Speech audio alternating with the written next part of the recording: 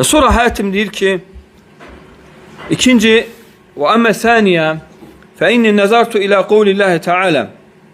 Mən Allahın bu ayəsinə baxdım. Gördüm ki, Allah Azze ve Celle nə deyir? Və əmmə mən xafə məqamə rabbihi və nəhən nəfsə anil həvə fə innəl cənnətə hiyəl mə'və.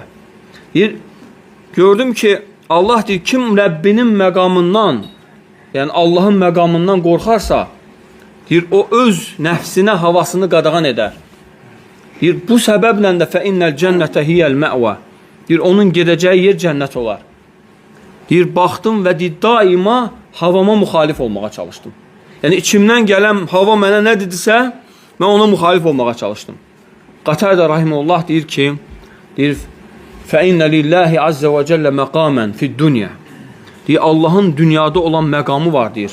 O da deyir, Allahın haramları və Allahın qadağan etdiyi şeylərdir.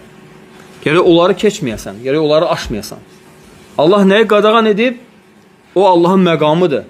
Bax, nə deyir? Məqamdan qorxursansa, havanla getməyəsən, deyir. Allah qorusun, yəni hava ilə getməkdən. İbn Məsud radiyallahu anhu deyir ki, deyir, cənnət istəyən insanın ən böyük qazancı havaya müxalif olmasıdır. Havaya görəcəksən ki, sənə nəsiyyət olunur.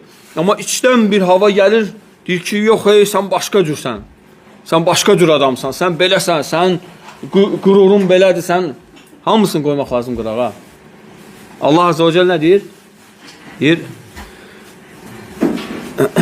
فَلَا تَتَّبِعُ الْهَوَى اَنْ تَعْدِلُ. Deyir ki, havaya tabi olma, yoxsa səni azdırar, səni haqq yoldan çıxarar səni.